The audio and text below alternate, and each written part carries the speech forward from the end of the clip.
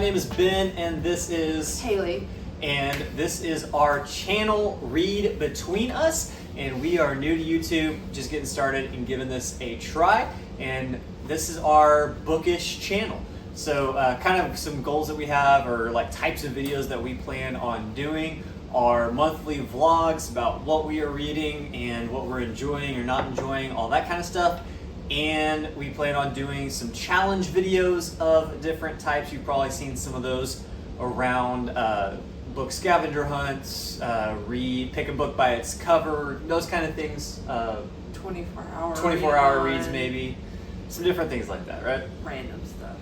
So that's what's coming, but for our first video, we figured it would be a good idea to answer some common book questions so that you can get to know us and our book tastes a little bit better before everything else starts coming out and all the content starts rolling.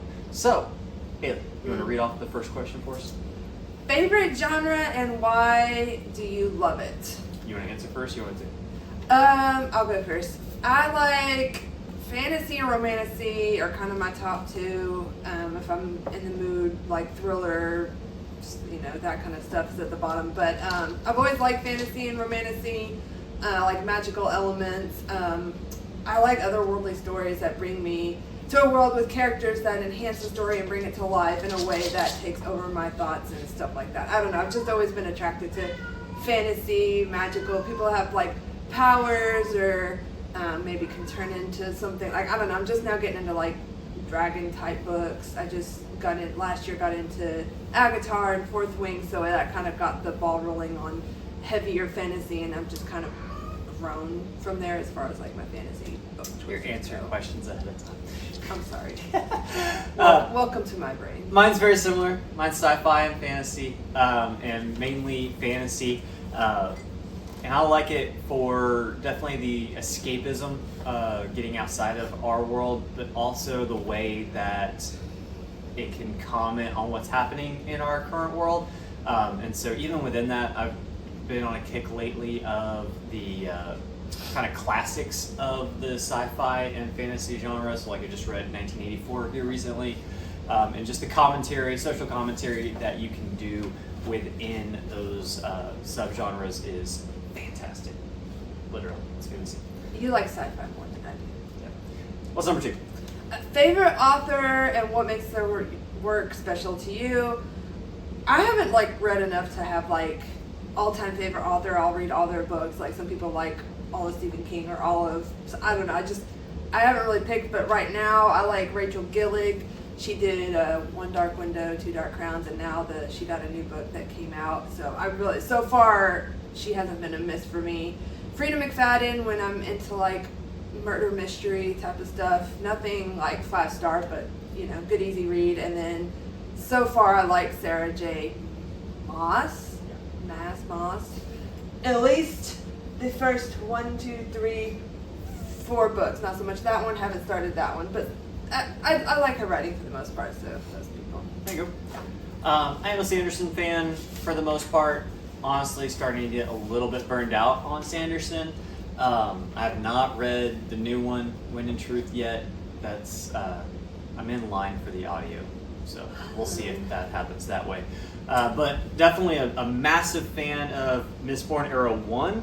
He kind of lost me in Era 2. Love the standalones. But yeah, so Sanderson's probably my most read. Just got introduced to the Discworld universe as well, and so Pratchett is quickly climbing the list.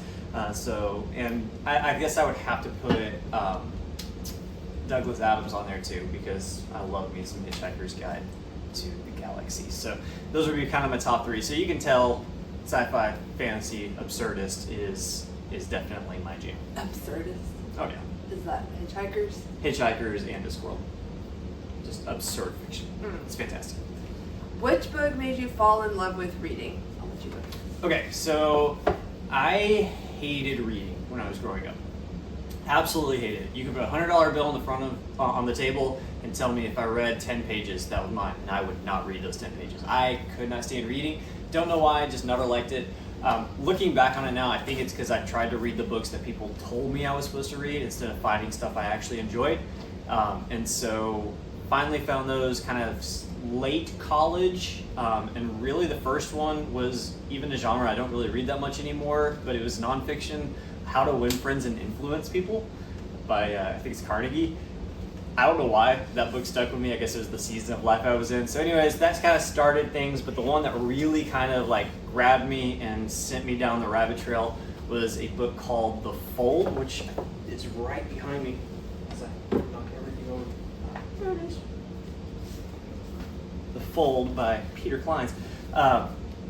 Hooked me from the first chapter. There's like basically somebody drops dead in the first like 5 pages. I know, slight spoiler.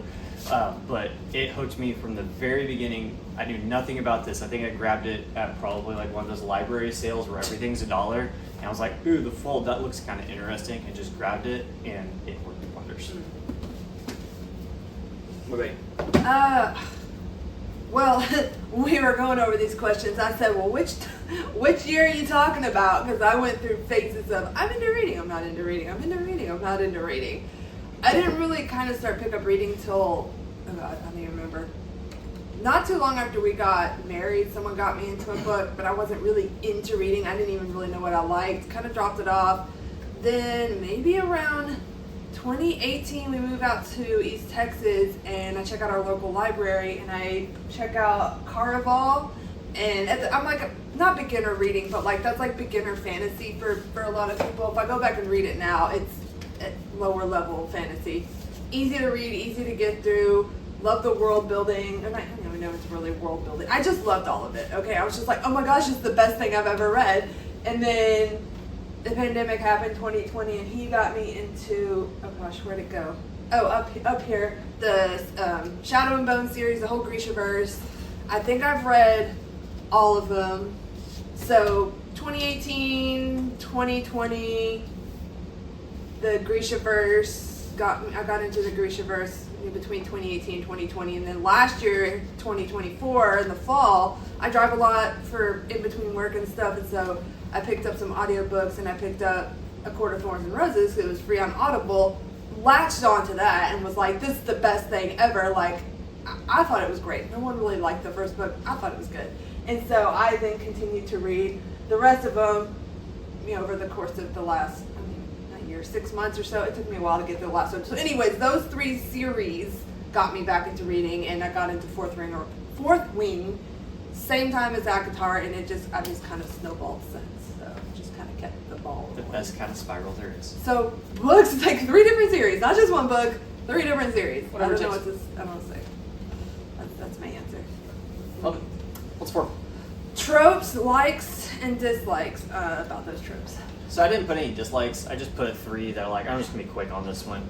Found family is typically always a win for me. Love a classic chosen one. And then honestly, my favorite trope is the wise mentor. Having that character that you like go and learn things from, and then they go off into the rest Poppy of the world. War. Yeah, Poppy War definitely had some of that. So boring. I didn't finish Love it. Poppy War. Love Poppy War. Well, one of my favorites also, I didn't say this, but I am an English teacher. I teach freshman English right now in a small 2A rural school in Texas. And I get to teach about every other year. I do Fahrenheit 451. And definitely a kind of different take on Wise Mentor. Couldn't read that either. I'm not a classics person, so I find the right ones. I'm not. Tropes for me, I tried to look them up. I love like a good enemies to lovers, found family, which is in like ACOTAR, like a good redemption arc, TV shows, books, you like the bad guy turning into a good guy, a second chance, not romance, but second chance, like as far as like redeeming yourself. The ones I don't like, I said office romance. I'm not a big rom-com person, so I don't know, they're okay. Fake dating, love triangle, like love triangles. Stalker type of, like the darker romance. Like it's not my vibe. It's okay. I tried to read. I don't even know what I tried to read. I had to put down some, just like I had to put down. Oh, we'll get it. I had to put down a certain fantasy book, but I'm just like, yeah, we'll get to that. Yeah, no, those just aren't for me. The with Haunting Adeline and stuff like that. I'm just like, character or plot driven books. You want to go first? I couldn't decide. I said I'm 50-50. Like it just kind of depends. I couldn't do a lot of Brandon Sanderson's books because he does a little too much. It's more world building. I don't know if you would I call don't it know. plot. I don't know about plot. I like 50-50. I like a little bit of both. It just, spread it out. I said it just depends on my mood. So I don't really know if I have a preference. I used to be more plot driven, but I think I'm switching to be more character driven. And I say that because three of the books that I've loved over the past couple months are way more character focused, and so I think I'm starting to make a shift. Question number 6. Oh, right. Do you judge a book by its cover? Abso-freaking-lutely. That's literally what covers are for. Like, why wouldn't you? I know I showed a book a second ago that didn't have a cover on it, Like, but covers are just everything. like honestly, if this for an example, this is a recent purchase of mine, Anatomy. I saw some people on BookTube talk about it, and I saw the cover. I was like, oh, that's interesting. Well, from a distance, it looks like a heart, but I don't know how close I can get. But it's actually a girl in a dress, and then I think the second book, it looks like a brain. And so like I'm into stuff like that. Like some of them. Not so. The covers aren't as good, but yes, if there is a realistic photograph of a person on the front of a book, and I'm not talking about like painted digitally, I'm talking like I won't pick it up, or if it's I don't know, less likely to pick it up. So yes, and I'm an artist. I like doing art stuff and creative. So if the cover isn't gonna pull me in, Yeah, give me good text. Give me a good illustration. Do not give me a picture of a random person, or God forbid, the movie cover. oh yeah, The movie tie-ins are always terrible. Just don't. yeah. Or the stickers that are part of the book. Why can you not take off all of the? Because that happened with what's that? Oh gosh.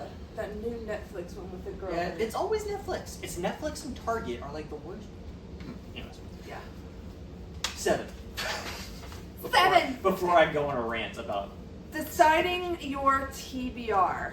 I'm if I have to read it, I'm not going to enjoy it. I do have books that I want to read, but when I pick them out, it is based on my mood. But I will, like, if I want to read it, I'm gonna pick that up and read it. So it's just whatever my mood is. And if I've had too much fantasy, then I'll pick up like a Frida McFadden or some short, quick page turner thriller kind of a thing that I can get through real quick. But I'll mix it up. I've done one rom-com. I used to call it rom-com. One.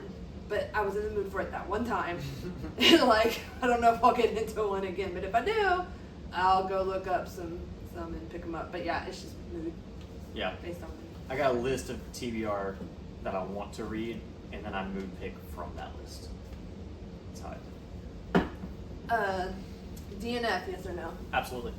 Yes. There are too many good books that I want to read to waste my time on a book that I'm not enjoying. Yeah. I've DNF'd and said I'm just not going to pick this up again because of X, Y, or Z. But there are some that I will like soft DNF. Like I want to finish The Memory Police. I probably have 100 pages left in that book, and I, for some reason, just cannot finish it. I want to finish it. I'm going to finish it, but it's but yes, I will not finish a book. That's fair. Yeah. Physical, audio, or ebook? I am primarily ebook. This is my Kobo Libra Color Plus because I'm trying to avoid Amazon if at all possible. And so yeah, I am primarily ebook. For some reason, I read faster on ebooks. I don't know if it's because there's less text on a page, and so I feel like I'm accomplishing something and I build up momentum. I don't know. I don't know, but yeah, primarily ebook. I will read physical books and then audiobooks while I'm working on a project. You picked up like one physical book since buying this thing. Yeah, A month ago. I'm primarily ebook now. I'm all three. Little less ebook. It just kind of depends. I'm probably more physical. I'm half and half between physical and audio because I drive partially for work, and so it's like an hour and a half, well, a couple hours worth of driving from morning to evening. So anyways, I can get a good chunk of audiobook done, plus sometimes at work while I'm working I can sometimes listen to it. So it just depends on what I'm doing. It's my list of what I've read is pretty split. So, yeah. That's fair. Yeah. All right. What's number 2? Reread. Do you want to reread books? Will you reread books? I haven't yet. I may at some point. That's all I got. I'm not like gung ho on rereading a book. If a new book is fixing to come out, so when she comes out with her next ACOTAR book, or when Rebecca Yarros comes out with the next Fourth Wing book, that's probably when I'll go back and maybe not full on reread, but I'll probably I'll try to reread or re-listen to it just so I can refresh the brain. But yeah, I want to reread Court of Mist and Fury. I'm kind of rereading Iron Flame, but just casually before bed because I already know what's happened, so it's not going to keep me up at night. That's fair. That's fair. Yeah. 11. What makes a book 5 stars? English teacher. 5-star read is a book that I can't stop thinking about. It's one that, like, 3 days later when you're on a new book, you're still thinking about it. And typically for me, those are books that have some sort of personal connection, like I can see myself in the book somehow, and or they have enough humor that I literally laughed out loud while reading a book, which is rare, but it does happen. Yeah. I said good writing. Good Lord, I can't put a space between my words. Good writing. It looks like one word. Somewhat original is one word in my life. Okay. Somewhat original. I know it's hard to have an original idea, but like I thought The Night and the Moth by Rachel Gillig that just came out was, I say fairly, like it doesn't sound like a retelling of something or whatever. I don't know. I don't know. I just have to, at the end of the book, I put it down. I'm like, God, that was a good book. I'm like, Ben, and I have to go to him. I'm like, Ben, this was such a good book. And I just finished Apprentice to the Villain and Assistant to the Villain and Apprentice to the Villain. I don't know if I gave them 5 stars, but I did thoroughly enjoy them. Good enough humor. Like, it's a page turner. Don't want to put it down. I'll stay up till 10 o'clock at night reading it, like those kinds of things. And for me, I think one of the reasons why I like some of the classics more is like a book that has something to say. Like, and that's why I go back to like the social commentary and stuff. Like, I don't want everything to be that because reading is escapism for a lot of it, and then we have enough political issues in our world that I don't need everything to be addressing all of that all the time. But a book that has something clear to say can get it up there for me. What book surprised you in a good way? Surprised in a good way for me was Dungeon Crawler Carl. I've read some other lit RPGs in the past, but this one really was the right way to do it. It wasn't like, yes, there are stat blocks, and yes, there are info dumps of a kind, and all of those kind of things, which is typically what makes me roll my eyes at lit RPG. But DCC did such a good job of making those interesting, making those spots of humor and something that you actually wanted to read rather than something you had to endure to get to the rest of the story. So yeah, Dungeon Crawler for me. Okay, book that surprised me in a good way. I've never heard of this author before, even the book. It was literally judging book by its cover, walking through the library. It just happened to be on the end, and it's The Last Murder at the End of the World by Stuart Turton. He did 7.5 Deaths of Somebody. Which I don't think our library has. I don't know, 7.5 Deaths of Somebody. So I may get to that book at some point. But like, it's a standalone. I'm like, great, it's not a commitment.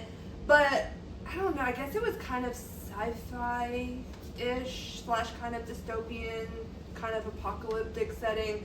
You have to go read about it. But anyways, like, I just enjoyed how, just from beginning to end, like, it was a little bit of sci-fi, a little bit of murder mystery, a little bit of end of the world, and I just liked how it ended. It ended on, like, a good note, but, like, without giving it away. It just, it didn't leave you on, like, a weird cliffhanger, and you're like, huh. Like, okay, well, what did I just read? Like, as a whole, I like how it ended, and it's genuinely kind of a good book. So I think I did give that one 5 stars. Nice. It did have a really pretty cover. Whatever. There was a lot of colors on the cover. Covers. I'm sorry. They go. Yeah. Cool. So I really like that. Nice. Yeah. What's question 13? One hyped book you didn't enjoy. Ooh. I'll go first. Go And for one it. of them I think you like and I don't like. Probably. Red Rising. I've soft DNF Red Rising. I made it about halfway through. I've seen not other people. continued. I want to watch other people talk about it. it's just not. It's a little. I don't want to say it's high up. It's just a little too much for my brain. I read Red Rising. It was okay. Tried to listen to the second one. What is it, Golden Sun or something? Golden Sun or Morning Star? Golden Sun. I don't know. It's a lot. It's a lot for me to digest, and my brain ends up wanting. No, I'm just like, it's not for me. Sorry. And then the second one, Divergent. I didn't grow up reading Divergent, so yes, I understand it's a high school level book, but like, it was just through the whole thing, I couldn't stop eye rolling. I'd rather go back and reread Hunger Games than Hunger Games is good. or anything else. Harry Potter. I didn't even read Harry Potter. I just couldn't do Divergent, and I couldn't finish Secret Life of Addie LaRue. I'd like to finish it, but I'm not like, oh my god, I need to finish it today. I'm just like, it was just kind of boring. It was okay. That's fair. For me, Mistborn Era 2. I know a lot of people were excited about it. I couldn't do it. I loved Mistborn Era 1, and then the move to Western setting it didn't do it for me. And then the other one that I put down was a recent one that I just read. I've been trying to go back and hit some of his classics, and I read The Metamorphosis by Franz Kafka. Holy cow, I don't know what I read there. Thank the Lord it was short, because that was disturbing. It's sci-fi. It's sci-fi because it's about a guy that wakes up and he's been turned into a beetle. Oh, that. And like, I get that there's some deeper meaning there that he's trying to communicate, but it was not worth reading that Lost time. 150 pages or whatever. It was Should've too far DNF'd out it. there for You me. should have DNF'd it. It was yeah, some cost fallacy or whatever, sometimes whatever. Yeah, not worth it. Underrated book or books. Underrated. Now I don't know that this was a 5-star for me, but I heard people talking about it. I'm like, oh, I'm going to give it a shot. I did the audiobook. I didn't read it. Daughter of No Worlds by Carissa Broadbent. She's done various books. I got one on the shelf, Serpent and the Is Wings of the Broadbent- Night. I feel like I feel like she's famous I don't- enough to not be Well, underrated. that book was underrated. Oh. Not her, Okay. but that book. Like, it had just, I'll say just come out. It's being republished with new covers, so it wasn't, I haven't seen a whole lot of people really talk about it. I've seen a few people talking about it, and they're like, people aren't talking about this book enough. It was good. It's pretty deep, but not like in a super complex way. I thought it was good. The whole trilogy, I think it's underrated. Not enough people are talking about it. And then, I guess it's kind of YA, 3 Dark Crowns by Kendra Blake. I have the whole series back here. I think there's four books back here. 3 Dark Crowns, 2 Dark Rings, 1 Dark Throne, 5 Dark Fates. That's a lot of words. But I thoroughly enjoyed that whole series. I don't think it's a very popular book, but it's kind of dark. It's good. It's just magical elements in it, and it's not talked about a lot, but I thought it was really good. So mine is one that I have literally never heard anyone else talk about. It's And Then She Vanished by Nick Jones, and this is a series. It's the Joseph Bridgman series.